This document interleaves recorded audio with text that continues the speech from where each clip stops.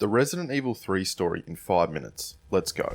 We get multiple shots of Raccoon City as the consequences of the virus have begun sweeping over the city. Umbrella Company are spreading their propaganda as we see a patient being operated on a table before seeing something being loaded onto a helicopter, codenamed Nemesis. A person awakes in their apartment and we see that it's Jill Valentine. Her phone begins to ring, she answers, and Brad tells her to leave her apartment immediately before this creature destroys the wall, attacking her. She escapes the building, meeting up with Brad outside. They get swarmed by zombies and Brad gets bit, forcing Jill to leave him. A helicopter loud speaks to Jill, telling her to get to the rooftops for evacuations, which ends terribly for the helicopter when the creature attacks again. Jill pushes it off the rooftops and it leaves Jill hurt. A man with a rocket launcher shoots the creature and helps escort Jill down to the nearby subway station. He belongs to the UBCS, or the Umbrella Biohazard Countermeasure Service. They have set up a civilian shelter in the subway to use the trains to evacuate people from the city. Jill is skeptical since she knows that Umbrella is responsible for the virus. We meet the platoon leader, Mikhail Victor. He says the whole population of the city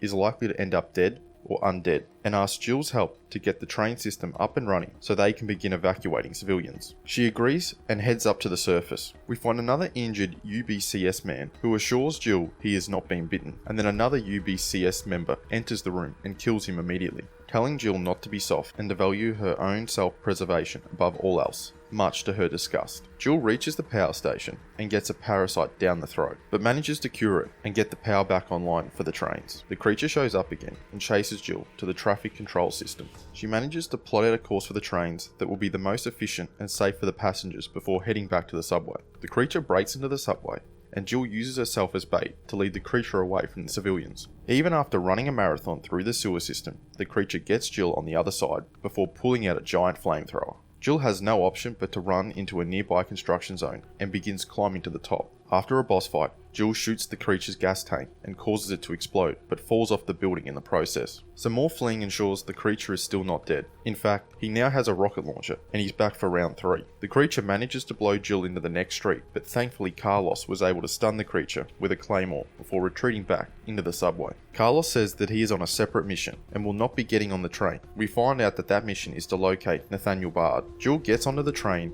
and we can see Victor subtly accuse Nikolai of getting his platoon killed deliberately before the lights turn off and the entire civilian carriage is obliterated by the creature. Nikolai locks Jill and Victor in with the creature, and Victor gets impaled, but manages to use a bomb as a last act of defiance. We jump to Carlos and Tyrell at Raccoon Police Department. They check the computer to find the STARS office, since they had information on Nathaniel Bard's whereabouts. They reach the office and manage to get a call from Nathaniel Bard. He says that he is trapped in the hospital, surrounded by zombies, urging for somebody capable to come and rescue him, and mentions that Umbrella is killing former employees. Carlos gets a call from Jill, saying how the train has been derailed and Nikolai betrayed them. He leaves to go help her. We see the creature is still kicking, but falls into the water after being on fire. He turns into a Jaws impersonator and jumps out at Jill, completely transformed from before. They fight, and it ends with Jill cutting off one of the arms of the creature, but not before being infected in the process. We see Nikolai watching on, and it's clear that he is more involved than it first appeared. We skip half the day when Carlos finds Jill and takes her to the hospital, in hopes that Bard could cure her of the virus. He leaves her on a hospital bed and heads out to find Bard. When he does, however, we can see that he was killed.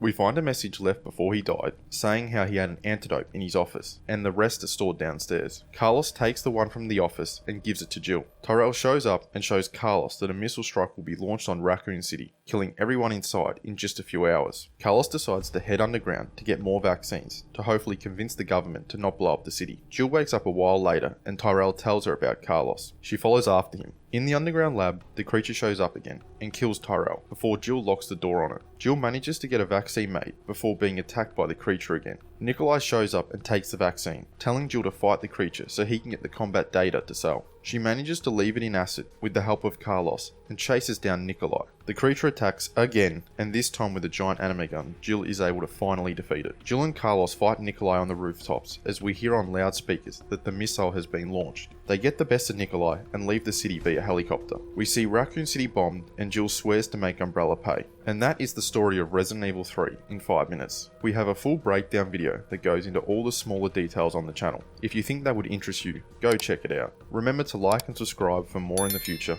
Until next time, peace.